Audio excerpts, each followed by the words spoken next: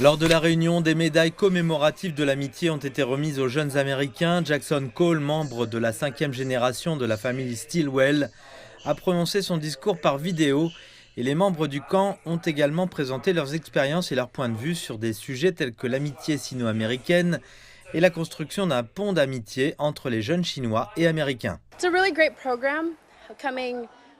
C'est un programme vraiment génial. Comme je viens d'un milieu différent, j'aime découvrir de nouvelles cultures. On peut échanger sur nos différentes histoires. Et puis le fait d'avoir des amis chinois ici, c'est comme développer cette connexion, voir la perspective d'une autre personne de notre âge aussi. Du 7 au 15 juin, 23 jeunes représentants des États-Unis se sont réunis à Chongqing et à Beijing pour participer au camp d'échange sur le thème « Les jeunes créent l'avenir ».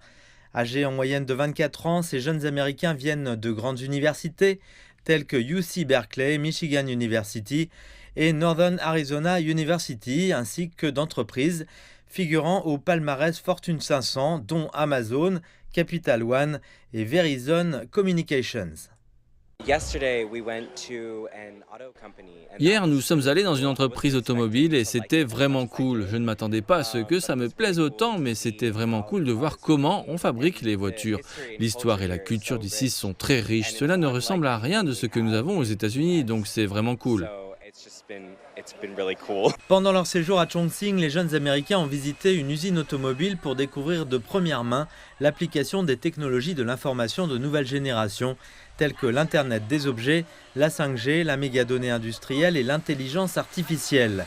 Au Yongchuan Technology Studio, le plus grand studio de technologie numérique à échelle unique en Chine, les jeunes Américains ont montré leur grand intérêt pour le système de tournage virtuel LED, le système de réalité étendue XR et le système de capture de mouvement Vicon. Nous sommes ravis de voir autant de jeunes réunis dans notre musée Stilwell aujourd'hui.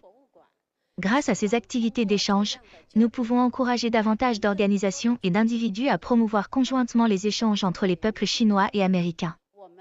Nous invitons également davantage de jeunes Américains à visiter notre musée Stilwell, afin de revisiter l'histoire de la coopération entre les deux pays pendant la Seconde Guerre mondiale. Pendant la Seconde Guerre mondiale, le général américain Stilwell a travaillé et vécu à Chongqing pendant près de 3 ans, contribuant de manière significative à la victoire de la guerre mondiale antifasciste.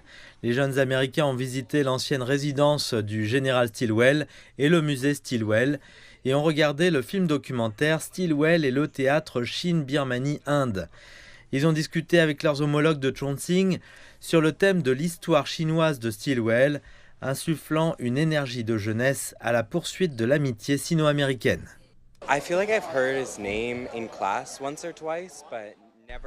J'ai l'impression d'avoir entendu son nom en classe 1 ou 2 fois, mais jamais rien d'aussi détaillé que cela. C'est donc très intéressant de voir l'importance qu'il a eu pour la Chine et cette ville. Chez nous, nous ne disposons pas d'informations aussi détaillées sur cet aspect de l'histoire. J'aimerais vraiment en savoir plus sur l'histoire des États-Unis et de la Chine. J'ai l'impression que nous ne parlons pas beaucoup de la Chine ou de l'Asie en général aux États-Unis. Nous avons tendance à nous concentrer davantage sur l'histoire occidentale. C'est vraiment dommage parce qu'il y a tellement de choses dont nous ne parlons pas. Dans la ville ancienne de Tsosikro, tout le monde a exploré la culture de cette ville millénaire et apprécié la beauté des paysages et des coutumes. Au centre d'activité pour la jeunesse du district de Yongchuan, les jeunes Américains ont revêtu des vêtements de tai chi, se sont initiés à la calligraphie, à l'art du thé et à la flûte de cucurbitacée et ont appris le baduanzin sous la direction d'enseignants professionnels. En découvrant les coutumes locales et en assistant à la prospérité du développement urbain, les jeunes Américains ont fait l'expérience d'une Chine réelle et multidimensionnelle.